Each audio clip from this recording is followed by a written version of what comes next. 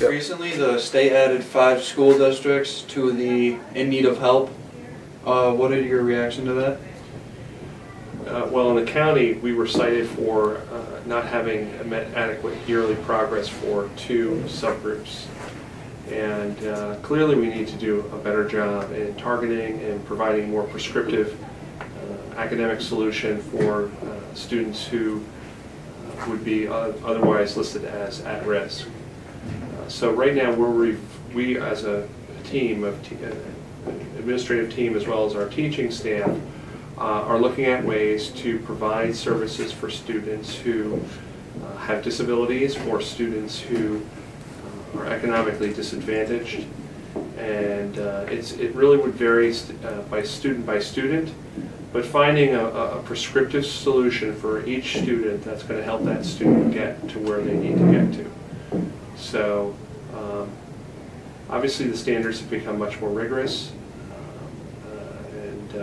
and while we're a district in need of improvement, we are joined by many other schools in the state of New York, a colossal number of schools and school districts across the state have found themselves in this category because of the shifting of standards for the state of New York. So we were cited for 2 subgroups. Our general population, however, the average scores have actually gone up. So we just have to do a better job, be a little bit more attentive with regard to students who would be at risk, and find out what their needs are, and we're doing that now. You mentioned at risk. Can you clarify what you mean by that? Well, the state of New York classifies students in accordance with need in terms of exceptionalities, and we have approximately 40% of our students are classified as economically disadvantaged. That they would get on, that they would be classified as such because of their guidelines established by the federal government in terms of a free and reduced lunch eligibility. So those students would be classified as being economically disadvantaged. So the state will pull out a subgroup, in this case economically disadvantaged students, and say, here's a group of students who are not performing, who are not achieving up to a certain standard as prescribed by the state. Okay. And the other category would be students with disabilities, and that would be students who would have a classification in accordance with some sort of disability, for example, a learning disability or other health impairment. Okay. The budget has been made for this year, correct?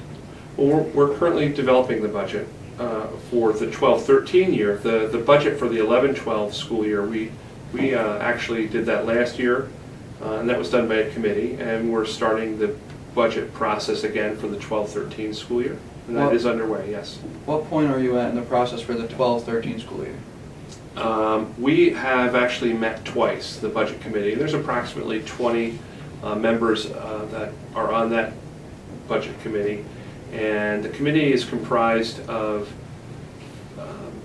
community stakeholders, parents, students, teachers, administrators, local business owners who have a vested interest in the success of our schools to make sure that our academic program is adequately funded, but being able to do so in a way that's financially responsible and respects the economic climate of our area. So where we are at with that is that we're really in a fact-finding phase at this point, where we are gathering information in terms of what programs we intend to offer for the 12-13 school year to make sure that we are addressing issues such as student achievement, again, some of the concerns that were cited by the state of New York with regard to our programs for students with disabilities and programs targeting student achievement for those students who are economically disadvantaged. So obviously that's a very big priority for us because nobody wants to be on a list like that. But we also want to continue the progress that we've made with regard to the general population. Again, our students here enjoy a variety of rich academic programming. We are one of the few districts, I take that back, we're the only school district in the county who's actually expanded academic offerings for our students, particularly in the areas of advanced placement course offerings. We do offer a range of courses that consider the interests of our students. I'll give you a couple of, for instances, Introduction to Foods is one.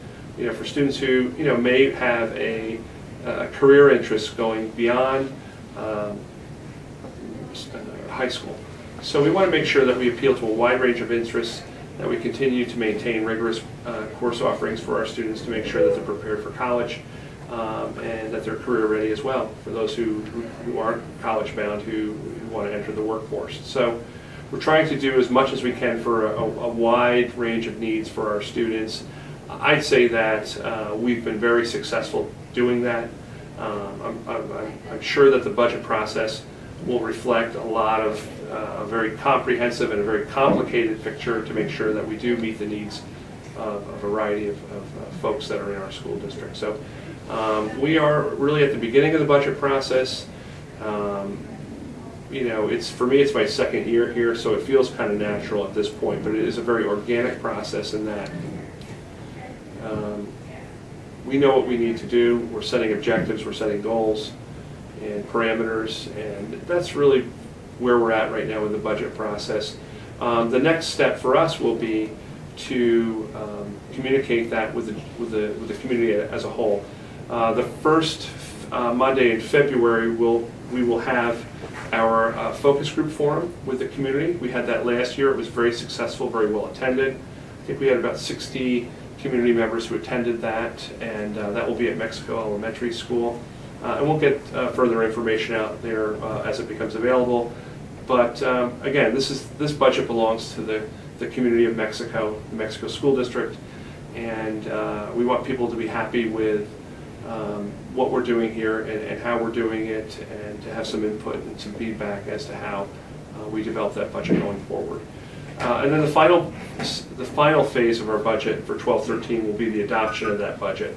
Once we've solicited all the feedback from the community and we have a budget that reflects the needs and wants of our community, we'll put it to the budget. We'll put that budget to the community so they can ratify that, adopt it vis-a-vis a popular vote through a referendum, and we would certainly encourage everyone in our community to participate and get out and vote in May when that budget's presented to them for their approval.